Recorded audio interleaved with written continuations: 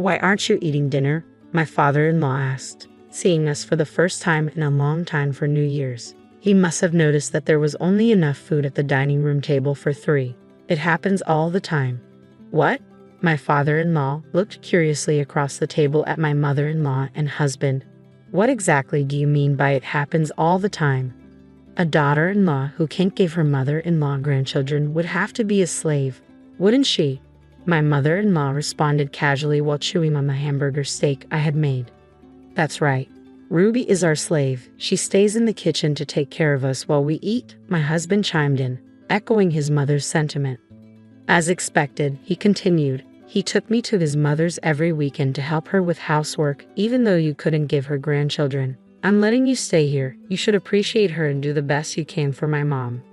I didn't want to go to my in-laws' house, but I had made a commitment. Even if I refused to go, my husband would verbally force me. He knows I have a short temper and difficulty finding my words. "Mom, I brought a slave. He even greeted me that way recently." "What are you talking about?" My father-in-law seemed offended by the way my mother-in-law and husband referred to me as a slave. "That's not how a normal family with children behaves. Ruby, it's not your fault. You should stop bullying her." "What do you mean? You're the one that lives so far away, so stay out of the problem," my husband snapped back. "That's right, Dad. Don't tell me what to do. You didn't have to watch Mom lose the possibility of having grandchildren," my mother-in-law added, with a tone that sounded like they were mocking my father-in-law. I tossed the coffee beans in the grinder while listening to their conversation. My mother-in-law and husband always ordered me to bring them coffee as soon as they finished eating. I was so busy with shopping for my mother-in-law that I only had time to eat a piece of sweetbread earlier. "Come on, I'm hungry too. I'm not sure what I'm doing," I muttered to myself as if escaping from the grinder's blade. A single coffee bean fell to the floor. "My name is Ruby, and I'm a 37-year-old housewife. During the weekday lunch hours, I work part-time in the kitchen of a family restaurant.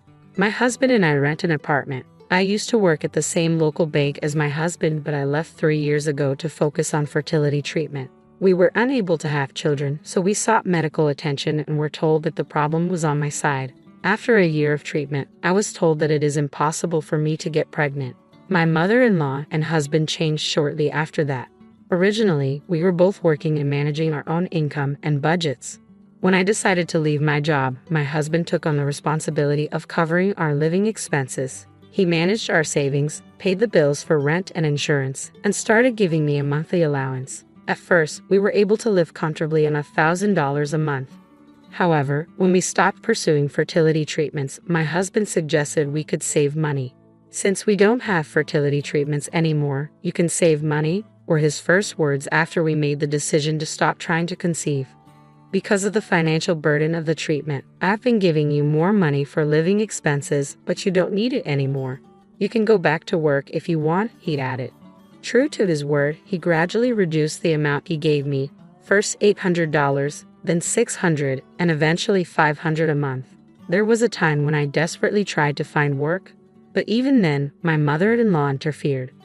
"Working as a full-time employee is not good for a wife," she asserted.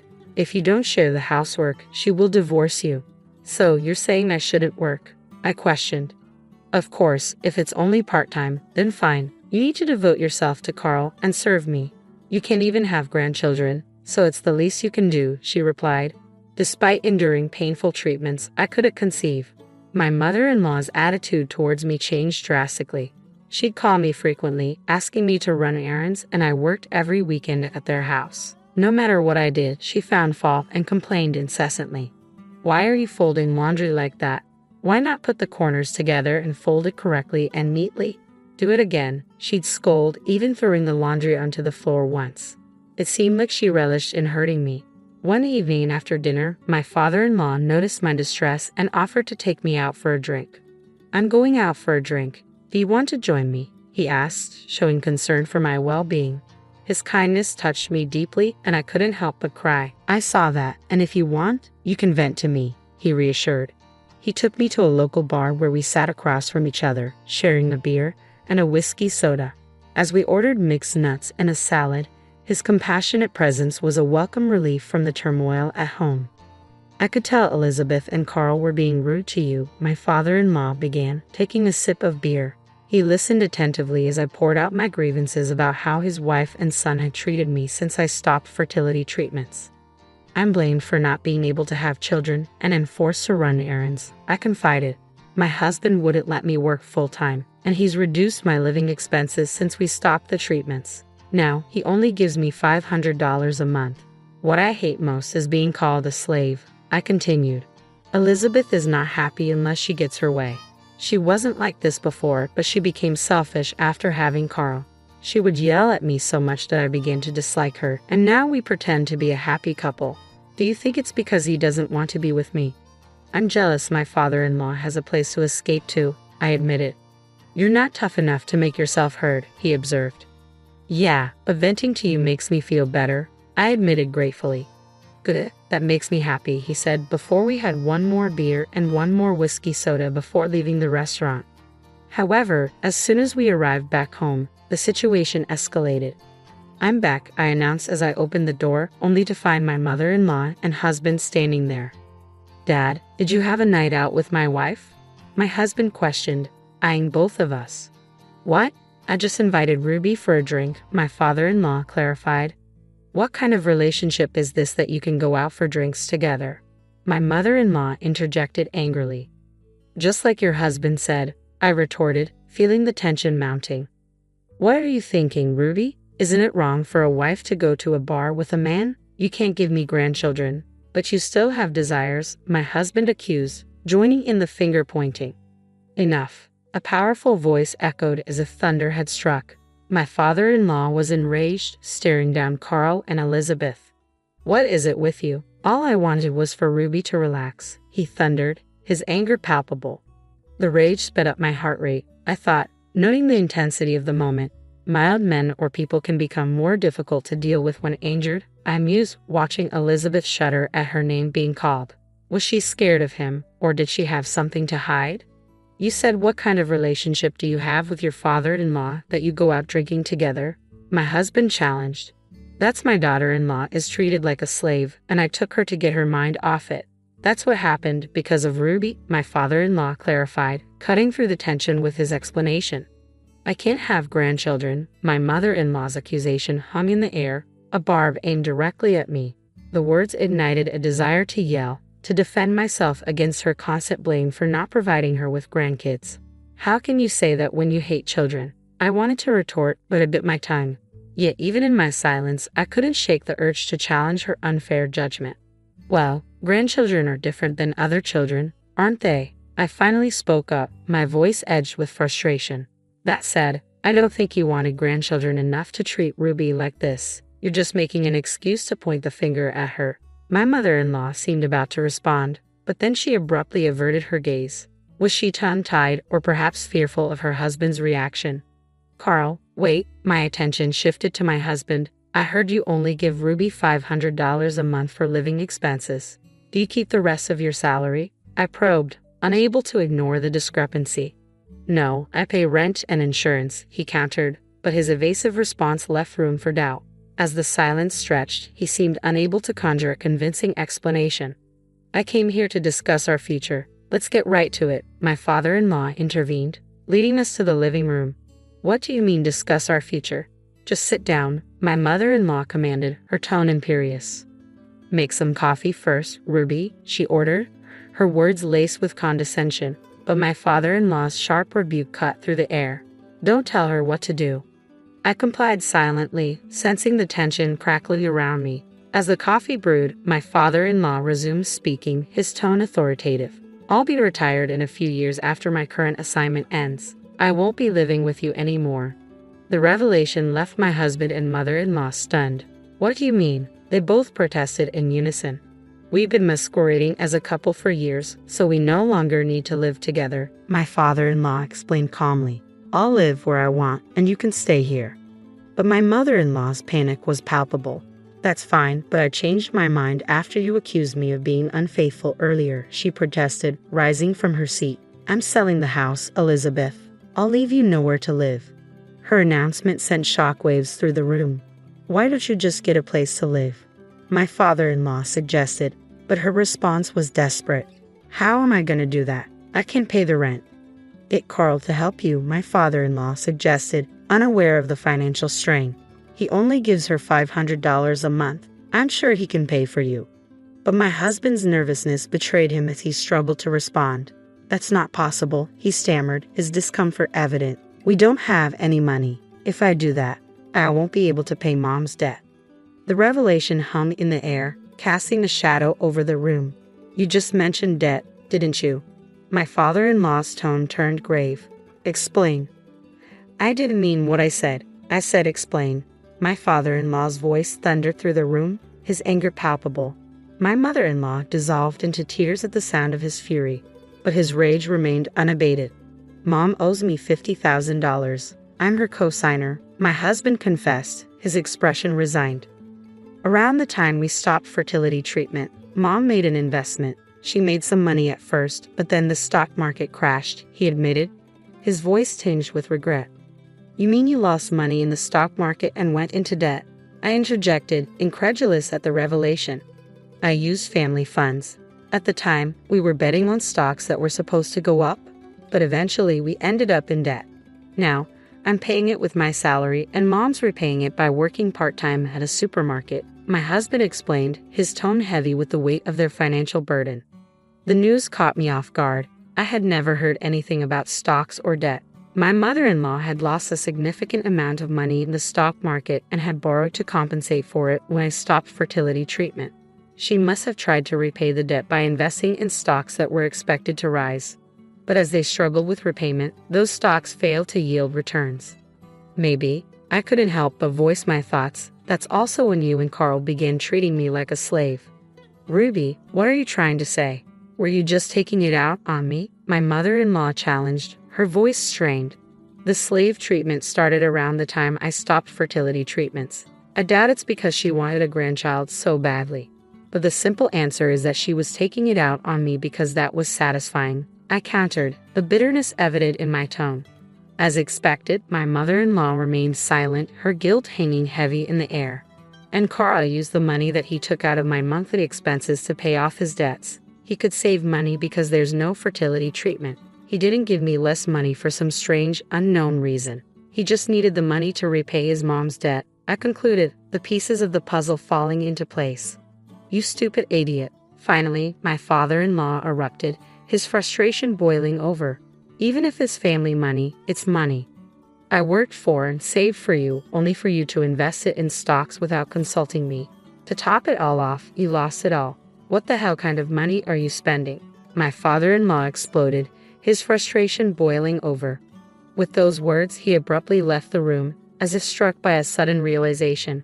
We all followed him, wondering what he was up to. What are you doing? My husband questioned as we trailed behind him. Show me Elizabeth's stuff. I'll check what she's buying, my father-in-law demanded, his tone sharp. Stop, Elizabeth cried, her voice tinged with panic, but her husband paid her no heed. He swung open the closet door, revealing a trove of luxury handbags. Rudy, are these bags expensive? They're all luxury items costing over $1,000, my father-in-law remarked, his tone incredulous. As he opened a small drawer in the corner of the closet, an array of accessories greeted our eyes, rings, necklaces, and earrings, some adorned with diamonds, rubies, and other precious stones. Picking up a ring, I noticed the engraving indicating it was made of 18-karat gold. Elizabeth, you bought all these expensive things without telling me? My father-in-law's disappointment was palpable. I'm sorry, but Elizabeth began, but her husband cut her off with a look of disgust. All this spending, investing in stocks without my permission, and treating Ruby like a slave. Divorce. I want a divorce, and I won't take no for an answer, he declared, his voice resolute. But how am I supposed to live? Elizabeth protested, her voice trembling. Talk to Carl. I'll sell this house and land immediately. You can sell these bags and jewelry to pay for the move, my father-in-law retorted, leaving Elizabeth speechless. My husband, no longer wearing his arrogant demeanor, nodded silently, his gaze averted. The next day, my father-in-law presented 2 sets of divorce papers. Here, Ruby. If you want to file for divorce too, he offered, handing one to me. I glanced at my husband, who sighed and turned away.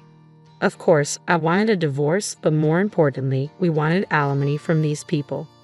That night, as I lay awake, I pondered the events of the past years. How long had I suffered in silence? What did I want now? I had once yearned for a child, enduring agonizing fertility treatments, only to realize I couldn't conceive. I continued my story, holding back the tears welling in my eyes. All the painful tests and treatments I endured in hopes of becoming a mother seemed futile now. No matter how hard I tried, I couldn't have a baby. As I grieved, Carl informed me that since I no longer needed fertility treatment, he would reduce my living expenses. "What are you saying? This is all Carl's fault," Elizabeth interjected, her voice sharp.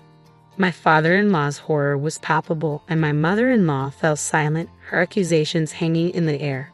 She had blamed me for not giving her a grandchild and then treated me like a slave. "Do you know how hard it was for me?" I demanded, my frustration boiling over. Naturally, there was no response from Elizabeth or Carl. In the end, Carl's actions were driven by his need to pay off debts, while Elizabeth sought an outlet for the stress of financial losses in the stock market. "I want you to reimburse me for this," I declared, my voice firm. "What if I say I won't pay?" Carl retorted defiantly. "Sure, I'll talk to my lawyer," I shot back, my resolve unwavering. After the new year, my father-in-law officially divorced my mother-in-law. Within days of putting his house on the market, he found a buyer who intended to tear down the old house and clear the land to build a new one. Left with nowhere to stay, my mother-in-law moved into a rundown apartment, barely holding together. She now resides with my ex-husband, struggling to make ends meet while paying off their debts and alimony to me, a financial burden I'm sure weighs heavily on them. Meanwhile, I found solace in a beautiful little apartment and secured a clerical job at a security company, thanks to my father-in-law's support. He encouraged me to utilize my accounting knowledge and skills from working at a bank. "I want you to be happy. If you ever need help, just tell me anything," he reassured me, his unwavering support a beacon of hope. With my father-in-law by my side, I embarked on this new chapter, determined to shine on my own. As I dressed for my first day of work, I made a promise to myself to embrace this fresh start and forge my path to happiness. You need to get out of that wheelchair quickly, or you might get hurt. I could hear Tyler's happy voice behind me as I desperately tried to stop the wheelchair from speeding up. I pulled on the brakes as hard as I could with my hands. Tyler was someone who didn't care much about money, but we were supposed to be celebrating our love that day. As I struggled with the out-of-control wheelchair, I felt more angry than sad. Suddenly, something got caught, and I was thrown out of the wheelchair. There was a loud noise, and I blacked out. The next day, I woke up in a hospital room. Tyler was crying on the next bed.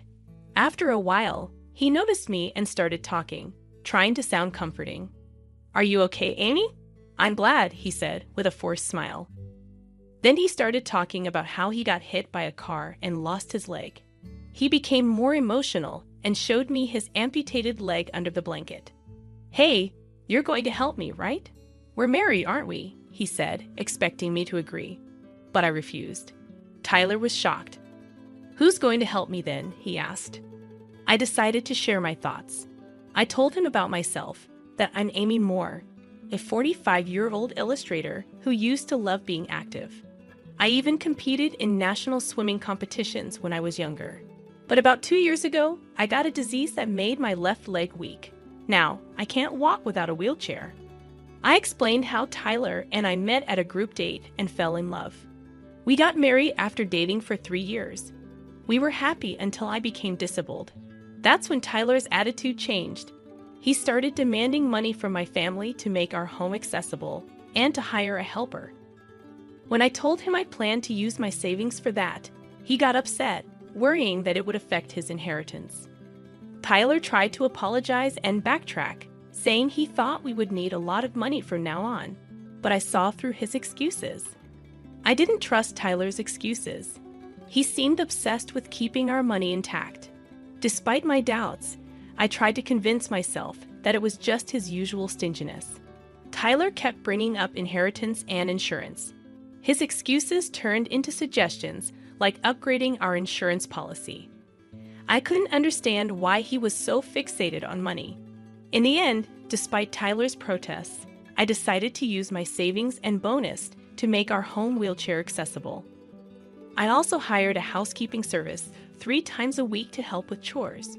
The woman in charge was kind, and I enjoyed chatting with her during breaks. But Tyler seemed to dislike her. He nitpicked everything she did, from folding laundry to washing dishes. His complaints annoyed me, and one day, I exploded in anger. Tyler's response shocked me. He said he'd deduct the amount we paid the housekeeper from our living expenses. That meant I'd have to cover the extra cost, as Tyler planned to keep that money for himself. I was stunned. Our living expenses were already tight, and tripling my contribution wasn't feasible. Tyler didn't seem to care. He thought since I was earning, I should foot the bill. But my income wasn't enough to cover such a huge increase in expenses. However, Tyler didn't show any signs of backing down. He agreed, but asked me to make sure to save that extra $1,000 properly. With Tyler agreeing so cheerfully, I couldn't shake off the anxiety building inside me. And unfortunately, my worries soon came true. Tyler stopped griping about the housekeeping agency, but in turn, he stopped helping with any chores around the house. I tried to remind him that we still needed to pitch in with daily chores, even though we hired help. But Tyler brushed it off, saying that since we were paying for it, they should do everything. He started spending more time away from home, barely talking to me when we did cross paths, wearing a disgusted expression on his face. Thoughts of divorce crept into my mind. Then out of the blue, Tyler suggested we go see the cherry blossoms at the botanical garden. It was a surprising invitation after 2 months of minimal interaction. His cheerful demeanor during our outing momentarily eased my troubled heart. Maybe our recent problems stemmed from not talking enough, I thought optimistically. But as we strolled, Tyler dropped a bombshell. He confessed that he was out of money and needed my insurance payout urgently. Confused and alarmed, I panicked when I realized he was pushing my wheelchair downhill without my control. Desperately, I tried to stop the speeding wheelchair, but Tyler's voice echoed merrily behind me, warning me of the danger. Despite my efforts to hit the brakes, the wheelchair hit an obstacle, throwing me off, and I lost consciousness. When I woke up the next day, I found myself in a hospital room. Tyler was beside me on the next bed, crying. After noticing I was awake, he spoke to me with a pleading smile. "Amy, you're safe.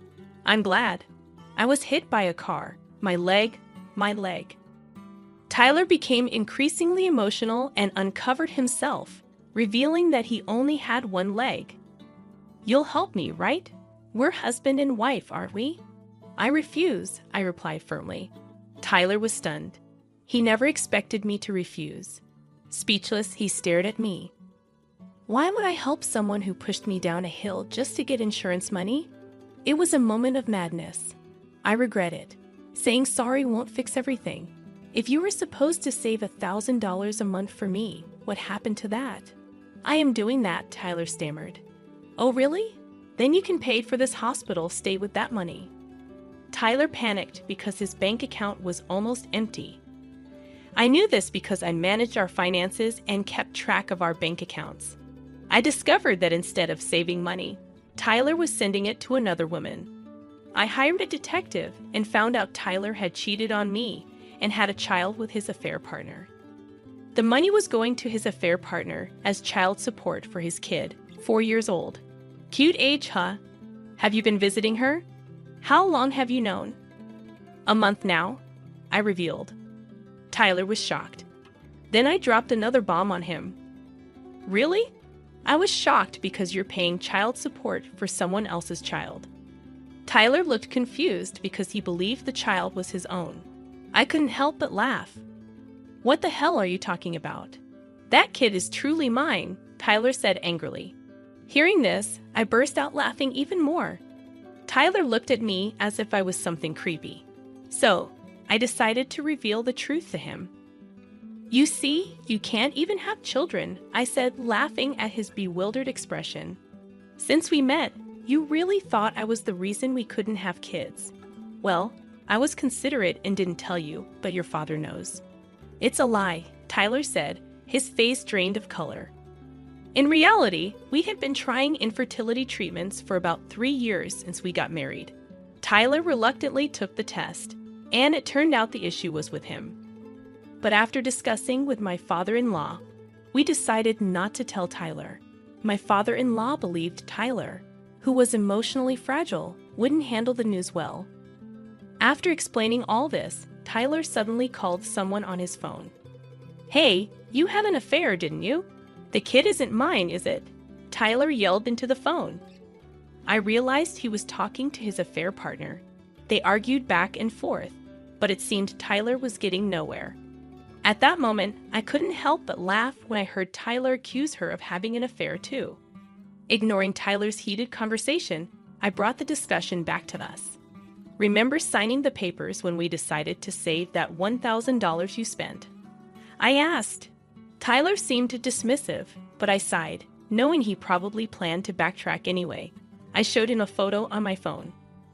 "It's written here that in the event of misuse, divorce, and the entire amount spent up to the discovered month will be paid to the wife, Amy. It's properly checked. And there's a signature too, right?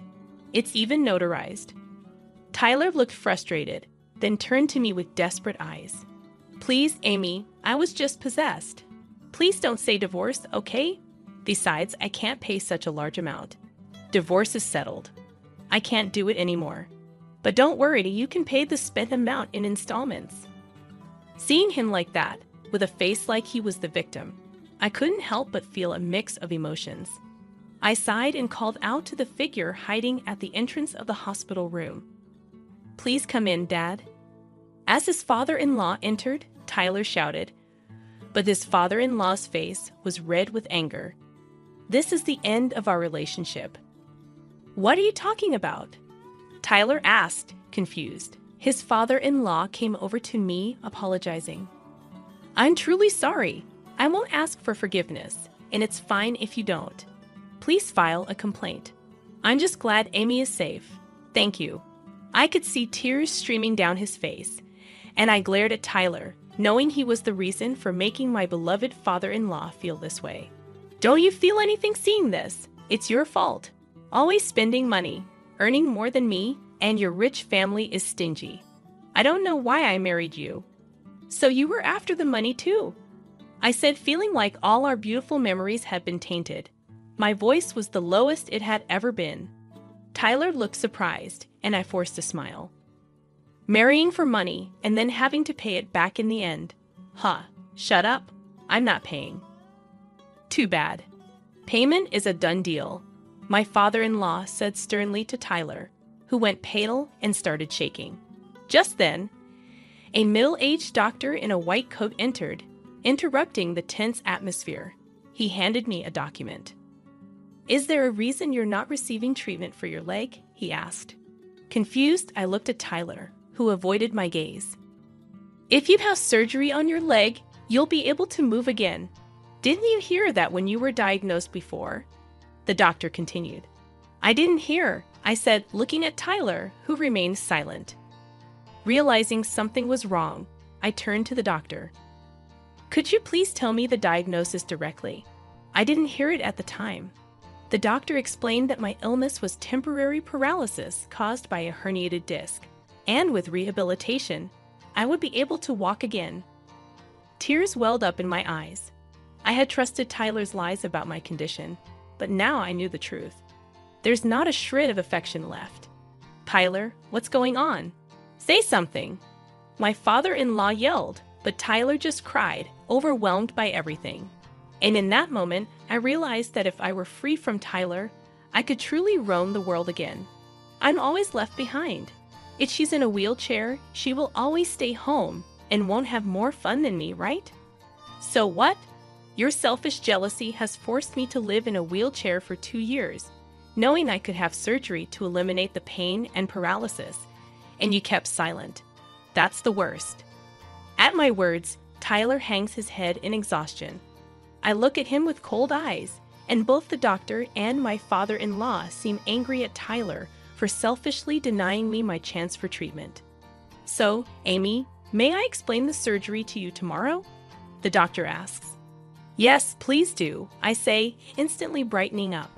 The doctor smiles back warmly, giving me hope for a bright future ahead. I will instruct the nurse to separate the rooms, the doctor says. No, I don't want to be separated from Amy, Tyler loudly refuses, but the doctor ignores him and leaves the room. Amy, you're not really gonna divorce me, right? I'm an amputee, remember? I know I was wrong to keep quiet, but think about our current situation, Tyler pleads. Despite my father-in-law yelling at Tyler for his selfishness, he stands his ground. After about 10 minutes of silence, I reluctantly speak up. Then I'm gonna work and you'll handle the chores. If you ask for a service, you'll pay for it. Oh, and I'll deduct that amount from the living expenses. Tyler protests, saying he can't live like that, but I point out that's exactly what he said to me. Finally noticing, Tyler's face turns pale as he freezes in place. Realizing the gravity of his words, my father-in-law's face also turns pale. It must have been a shock to learn that his son had said such terrible things to his wife. Well, let's talk through lawyers from now on, and about the compensation too, I say, ready to move forward. Wait, Amy, Tyler calls out as a nurse comes into the room. It seems I'm moving rooms so Tyler can't easily barge in anymore. Tyler resists to the end, screaming as I leave the room, his cries fading as the door closes behind me. After being pushed out of the room by the nurse, I met my father-in-law's eyes, and we exchanged nods. That was the last time I saw Tyler. A few months later, I received divorce papers from him through a lawyer, and the divorce was successfully finalized. I heard that Tyler was quite disheartened and is now living under the strict supervision of my father-in-law. Although he managed to keep his clerical job, it seems that news of the divorce leaked, and his colleagues, who were initially concerned about his injury, now look at him coldly. Tyler brought this upon himself, but I heard him lamenting about being harassed by his colleagues. I couldn't help but bitterly smile, realizing he hasn't changed a bit. Despite the divorce, I still meet my father-in-law occasionally. Initially, he seemed apologetic, but recently he's getting back to his usual self. Upon investigation, it was revealed that Tyler's affair partner was married and had been married to the real father of her child. I sent evidence of the affair and child support transfers to her husband, which caused a huge dispute and eventually led to their divorce. Although I received a resentful letter at the lawyer's office, I ignored it. Meanwhile, I underwent surgery immediately after the divorce and spent about 6 months in the hospital for physical therapy. Thanks to my father-in-law's arrangements, I could continue working while staying in a private room. After being discharged, ongoing physical therapy and regular checkups helped me regain mobility, and now I can walk with a cane. Recently, I've been taking walks around the house. I even exchanged contact information with someone I met during these walks and promised to go for a meal. He's a very kind person who helped me when I stumbled and fell over a rock. These days, the exhilarating feeling of a new spring fills me with excitement, and I feel unstoppable. You're terrible at cooking, James. Go freeze outside with your failed meal, she yelled, slamming the window shut and locking it. I hurried to the window, pleading for James to open it as I pounded on the glass. But he just smirked and closed the curtains. The cold started to creep in, and I began to shake. My body, warm just moments ago from the heater, was quickly losing its heat. What will happen if it stays this cold? Even my baby inside me. I was about to faint from the freezing cold when someone suddenly reached out to help. Are you okay? The next day, I came back home with him. James was outside, freezing naked.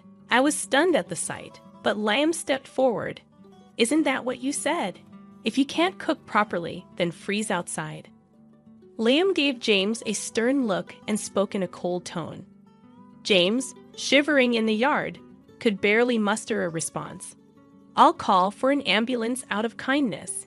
Emily, do you have anything to say to him before it arrives? I nodded and stepped closer to James. My name is Emily Smith. I'm 28 years old and stay at home. When I was working, my mom got sick and passed away.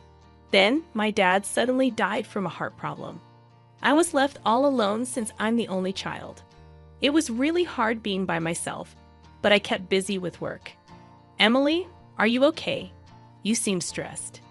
During that tough time, my husband James was there for me. He comforted me when I felt sad and alone. Eventually, we fell in love and got married after dating for a few years. We're so happy to have such a wonderful woman in our family, my in-laws said. James, you've brought home a great lady. After our wedding, I moved in with James' family, and we all got along great. Emily, I saw a new cafe near the train station on TV. Let's check it out sometime, James suggested. Sure, I'd love to. I especially bonded with my mother-in-law, and we made it a tradition to go out for a meal once a week. I also connected well with my father-in-law, who enjoys cooking, and we've cooked together in the kitchen a few times. I'm happy you're getting along with my family, but what about my younger brother? He can be a bit of a handful, James asked. Oh, he's fine. Liam, my brother-in-law, and I don't talk much because he works from home and stays in his room most of the time. But when I showed interest in his work, he explained it to me in detail. So, I've been getting along well with James' family. A few years later, I found out I was pregnant with James' child. Because of how bad my morning sickness was, I decided to quit my job. I think that's a good call. Don't overdo it, James agreed. Deciding to quit wasn't just my choice. I talked it over with James' family. Both James and Liam make enough money for us to live comfortably. I also have savings, and with my father-in-law working and my mother-in-law having a part-time job, quitting my job won't cause any issues. Wow, pregnant women have it easy. No work, no complaints, someone remarked. Lately, James has been complaining about me not working. But during our discussions about me quitting my job, James was actually the one who suggested it first. He said, "You're just freeloading without a job, acting all high and mighty." Who's acting high and mighty? I'm the one who always cleans up after you, I retorted. I've always been competitive, so I wanted to prove James wrong. If you had a problem, you should have spoken up during our discussions. You were the one who brought it up, right, James? Instead of complaining, focus on your own responsibilities. My parents-in-law agree with me and support my decision. James feels left out. He and Liam don't get along, so Liam never supports James. James looks down on me because I work from home. He doesn't listen to me and doesn't think I'm helpful. Liam whispered this, which is why he doesn't join our conversations. James doesn't like this, and when we're alone, he complains even more. Just because my family likes you doesn't mean you should act all high and mighty. I'm not acting that way. Everyone is just being reasonable. Even when it's just the two of us, I never used to lose arguments to James. But when the morning sickness started, I lost the energy to argue. Pregnancy isn't an illness. If you're not working, James thinks you're just lazy. I agree. Pregnancy isn't an illness, but Emily is putting in a lot of effort to nurture another life. That's hard work in itself, Liam acknowledged. Liam started helping out too. Whenever James complained to me, Liam would step in and tell his parents. While James got scolded by them, Liam took care of me. At this rate, it's hard to tell who the real father is, I joked, rubbing my belly. With my in-laws keeping an eye on things, I hoped James would eventually change. Until then, I kept trusting him. Oh, James isn't back yet? No, not yet. Suddenly, James started coming home late all the time. He claimed it was because of overtime, but I wasn't sure if that was true. Even on his days off, he'd say he was working late or got called in unexpectedly and wouldn't come home at all. I began to suspect James was cheating, and so did his parents. We tried to gather evidence together, but it was tough to catch him in the act. He always seemed to be at the office, and we couldn't find any evidence of him seeing another woman. Well, we can't really know what's going on inside the company, his parents said. I asked one of his coworkers, but she said everything seemed normal. Hey, Emily, take it easy, she told me. My morning sickness got so bad that I couldn't do any housework. But my father-in-law cooked, my mother-in-law helped with other chores, and Liam pitched in, so everything was okay. You should be ashamed of yourself. Lying around all day, not doing any housework, even though you're a homemaker? Why are you even here? James, who had seen his parents doing chores, woke me up one night just to say that. When I looked upset, Liam replied, "That's rich coming from someone who's not pulling his weight as a husband. Every time you challenge me, even though I'm the eldest. Well, you're not exactly the role model type of brother.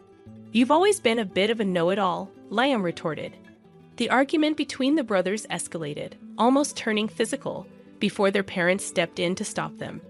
After hearing what happened, their parents scolded James, saying, "That's enough. Do whatever you want." "Wait, James, where are you going without talking to me?" James left without a word. "I'm really sorry about that. We apologize," their parents said to me in place of James, and the situation calmed down. However, James's behavior has been worsening, and something needs to be done soon. I was at a loss for what to do. Is everything okay? One Saturday, my in-laws had planned a trip for a local event. Despite arranging it beforehand, they were worried about leaving me alone due to James's recent behavior. "I'm concerned about leaving you," my mother-in-law said. "I'll be fine. My morning sickness has eased up a lot," I assured them. They left with concern, and around the same time, Liam had overnight commitments. "I'm sorry for leaving at this time," Liam said. "It's okay. Take care," I replied. Not long after they left, Liam also departed. James was unusually at home that day, still asleep. Despite not feeling my best, I decided to get up and do things around the house. I didn't want to risk James's criticism if I stayed idle. Thankfully, my father-in-law had prepared plenty of dishes and stored them in the fridge. I started cleaning and doing laundry, taking it easy on myself. "Hey, breakfast!" James finally woke up close to noon, still looking grumpy with messy hair. He demanded breakfast, and I rolled my eyes, grabbing some leftovers from the fridge. "What's that? Leftovers your dad made you? You can't even cook as a homemaker," James remarked. His comment annoyed me. Why does he say things like this? Doesn't he realize I'm pregnant with his child? There's no excuse for his behavior. Sorry, but right now, my main job is taking care of our baby. Household chores can wait. How dare you talk to your husband like that? James shouted at me, but then Liam barged in, breaking the tension. I could hear them arguing loudly outside. "You stay out of this." James snapped at Liam before storming off to his room, muttering angrily. As expected, James made a racket and then left the house. Liam let out a heavy sigh. "You okay?" Liam asked as he entered the room. "Yeah, what brings you here?" I replied. "I just came to pick up something I forgot," Liam explained, looking at me with concern. I chuckled, noticing how much he resembled his mother. "It's all right, go ahead. Don't worry about me," I assured him. "Okay then, I'll head out," Liam said, hesitating for a moment before leaving. I couldn't help but wonder, where did the James I first met go? At this rate, it seemed like divorce was inevitable. But I still wanted to remain close to my in-laws. Feeling suddenly drained, I decided to lie down. And before I knew it, I fell into a deep sleep. "Emily, time to wake up." James's voice interrupted my sleep. I mumbled as I sat up. I met James's eyes, expecting him to scold me. However, he gave me a wry smile.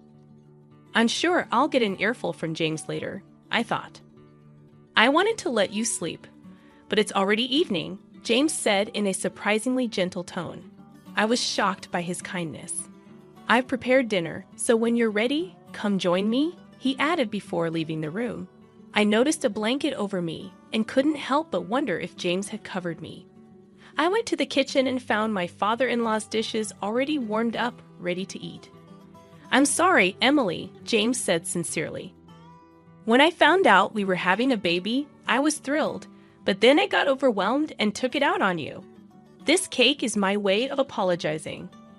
James presented a cake to me. Honestly, this gesture couldn't erase all the past hurts, but his genuine apology warmed my heart. For now, I decided to forgive him and enjoy our meal together. "Look, it's snowing," James exclaimed excitedly. "Oh, you're right. Let's go see," I replied, following him to the window. The sight of the snow falling against the night sky was beautiful. Since I came from a place where it rarely snowed, this was a special moment for me. Without hesitation, I moved closer to the window. "Let's open it," James suggested. "But it'll be cold," I protested. "Just put on a jacket," he insisted as he draped one over me and opened the window, letting in the chilly wind. As I braced myself against the cold, James hugged me. Suddenly, I found myself outside, and when I turned around, I saw James grinning mischievously. "You're a homemaker who doesn't do the housework. That makes you a bad wife. Think about that tonight," he teased. "Excuse me? What are you saying? You can't even cook," I retorted. With that, James shut and locked the window. I rushed to the window, pleading with James to open it as I pounded on the glass, but he just grinned and closed the curtains. The cold was starting to make me shiver. My body, warm from the heater just moments ago, was rapidly losing its warmth. What am I going to do if this continues? Even my baby inside me, just as I felt like I might pass out from the cold and shock, someone reached out to me and asked if I was okay. They helped me into their car. "Why were you out here at this time of night?" It was Liam, who had come home earlier than planned because he was worried about James. The car's heater warmed me up, and I felt relieved. "We should go to the hospital, just to be safe," Liam suggested as he drove me there. Thanks to his quick action, both my baby and I were okay. While I was being examined, Liam arranged for a hotel where we could stay. He left to take care of something else. "I'm so relieved. You're going to be a strong baby, right?" Feeling reassured, I rubbed my belly. I was grateful that nothing serious had happened. Exhausted, I fell asleep as soon as I lay down on the bed. "Oh, Emily, are you feeling better now?" Liam asked as we left the hospital. "Yes, I'm completely fine now. Thank you so much," I replied gratefully. "No problem. Shall we head home?" Liam suggested. The next day, as we arrived home, I was shocked to see James freezing naked in the yard. Liam approached him with a cold gaze and tone. "This is what you said, right? If you can't cook properly, then freeze outside." James, shivering, couldn't even respond properly. "I'll call an ambulance out of kindness." "Emily, do you want to say anything to him before it arrives?" Liam asked me. Nodding, I stepped closer to James. "It's because of you that our baby was almost in danger. I will never forgive you. Just wait," I told him firmly. James was taken to the hospital. Later, I asked Liam what happened last night after he dropped me off at the hotel. Liam returned home alone and found James sleeping in the living room, naked with another woman who seemed to be his mistress. James had brought her home, thinking we wouldn't be there, and with me locked out, he seemed confident. Liam, furious, threw James out of the house in his birthday suit, telling him to think about his actions. Then Liam interrogated the shocked mistress, gathered evidence, and sent her back to her place. It turned out she had a family too. By the time Liam informed them of everything, dawn was approaching. He took a short nap in the car and then came to pick me up. That's how everything unfolded. "I've talked to my parents. They said they're coming home today," Liam told me with a gentle smile, staying by my side until they returned. "It's going to be okay now, Liam." "Thank you so much," I said gratefully. "Nah, I just did what needed to be done. Thanks to him, I could feel safe at home," Liam replied. "I'm so sorry, that idiot. I can't apologize enough." James immediately apologized upon their return and faced their wrath.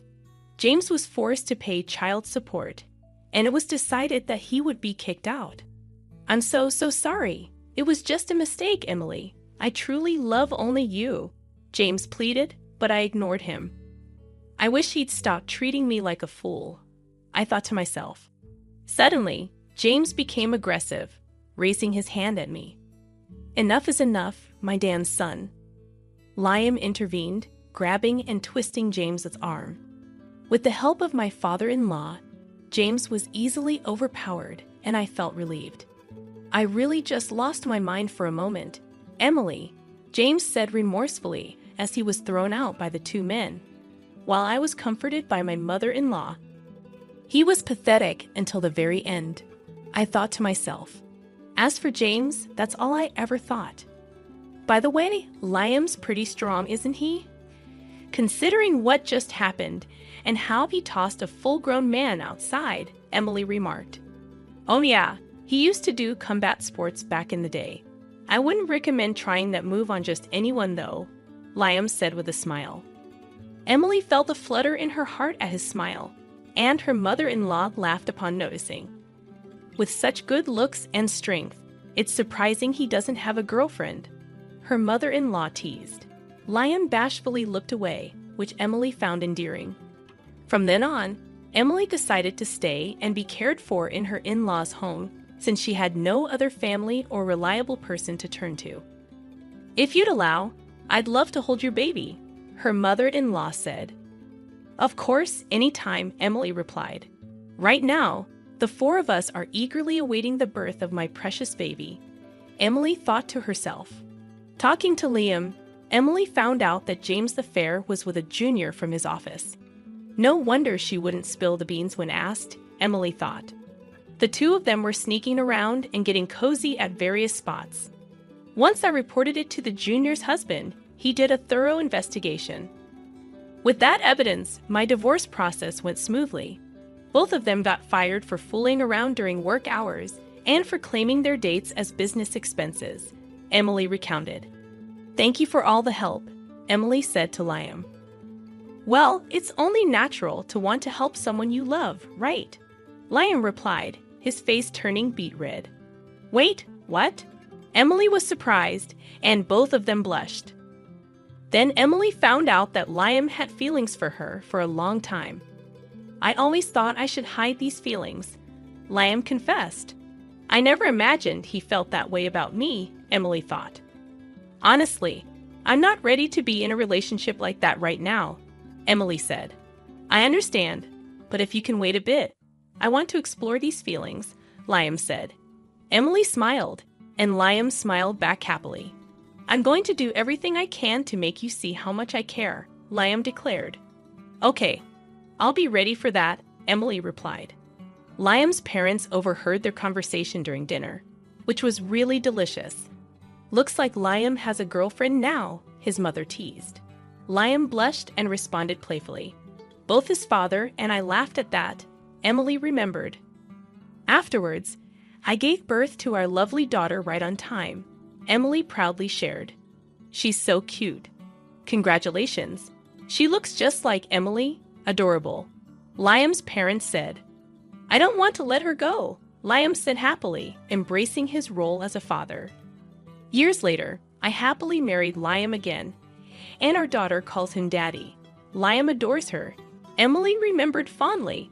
I think our next child will be a boy, Liam guessed. Yeah, that would be cool if he's like me.